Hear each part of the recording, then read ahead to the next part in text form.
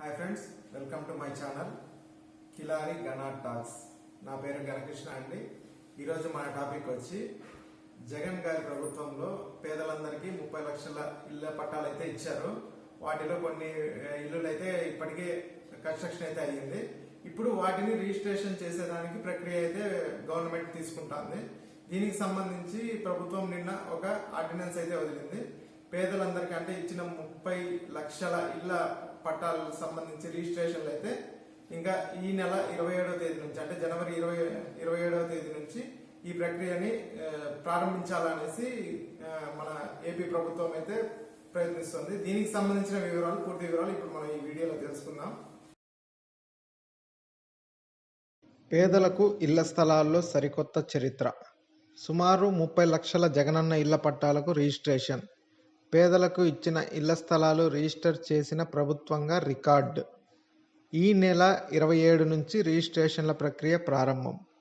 గ్రామ సచివాలయాల్లోనే రిజిస్ట్రేషన్లు పూర్తి చేసేందుకు ఏర్పాట్లు. ఇళ్ల స్థలాలపై ఇక పేదలకు పూర్తి హక్కులు. ముఖ్యమంత్రి వైఎస్ జగన్ పేదల పక్షపాతి అని మరోసారి రుజువు అవుతోంది. రాష్ట్రంలో పేదలకు ఇళ్ల స్థలాలు పంపిణీ చేసిన వైఎస్ జగన్ ప్రభుత్వం ఇప్పుడు వాటికి రిజిస్ట్రేషన్లు కూడా చేయడం ద్వారా కొత్త చరిత్ర సృష్టిస్తోంది. తద్వారా పేదలకు ఇచ్చిన ఇళ్ల స్థలాలను రిజిస్టర్ చేసిన తొలి ప్రభుత్వంగా రికార్డులు ఎక్కనుంది. ప్రభుత్వాలు పేదలకు ఇళ్ల స్థలాలు ఇవ్వడం సాధారణమే. అయినా ఒకేసారి 30 లక్షల మందికి పైగా ఇవ్వడం, వాటిని రిజిస్టర్ చేస్తుండడం దేశంలోనే ప్రప్రథమం. దీనివల్ల పేదలకు ఆ స్థలాలపై పూర్తి హక్కు లభిస్తాయి. ఈ నెల 27వ తేదీ నుండి రిజిస్ట్రేషన్ చేసే కార్యక్రమం ప్రారంభిస్తారు. ఇందుకు సంబంధించిన ఆర్డినెన్స్ నేడో రేపో జారీ కానుంది. ఈలోపు రిజిస్ట్రేషన్ చేసేందుకు రెవెన్యూ శాఖ అన్ని ఏర్పాట్లు పూర్తి చేసింది. నవరత్నాలు పేదలందరికీ ఇల్లు కార్యక్రమం కింద వైఎస్ జగన్ ప్రభుత్వం రాష్ట్రంలో 31.19 లక్షల మందికి ఇళ్ల పట్టాలిచ్చింది. ఇందుకోసం 17,000కు పైగా వైఎస్ఆర్ జగనన్న కాలనీలు నిర్మించింది. గతంలో ఇళ్ల పట్టాల పంపిణీ చేసిన వాటిపై పేదలకు హక్కు దక్కేవి కాదు.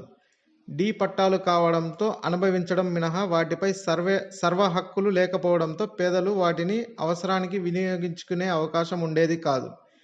అందుకే ఇళ్ల పట్టాలు పొందిన 10 ఏళ్ల తర్వాత వాటిపై లబ్ధిదారులకు సర్వ హక్కులు పొందేలా ప్రభుత్వం అసైన్డ్ భూముల చట్టాన్ని సవరించింది. ఇప్పుడు దాని ప్రకారమే 30 లక్షల ఇళ్ల స్థలాలకు సంబంధించిన యజమానులకు కన్వేయన్స్ డీడీలు అందించనుంది. అంటే పట్టాలు పొందిన వారికి ఆ స్థలాలు రిజిస్ట్రేషన్ చేయనుంది. దీంతో వారికి సర్వ హక్కులు లభిస్తాయి.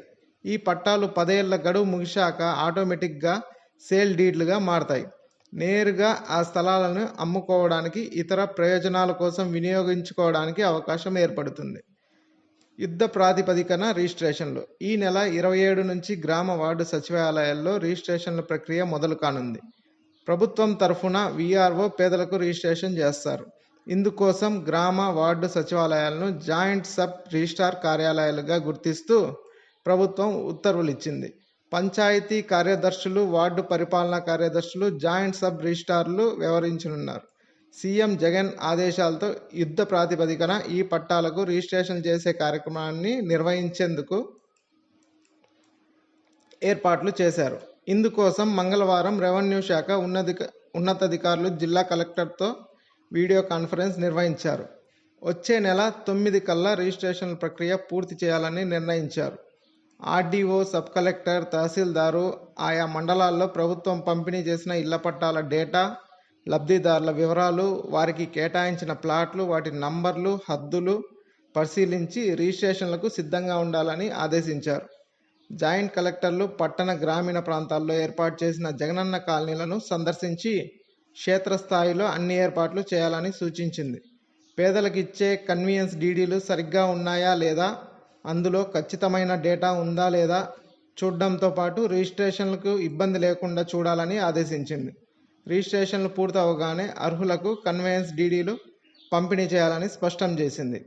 అవసరమైన ప్రింటింగ్ ఏర్పాట్లను పూర్తి చేసింది.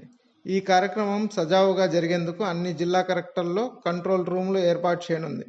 అక్కడి నుంచి జేసీలు గంటకు రిజిస్ట్రేషన్ కార్యక్రమాన్ని పర్యవేక్షించాలని ఆదేశించింది.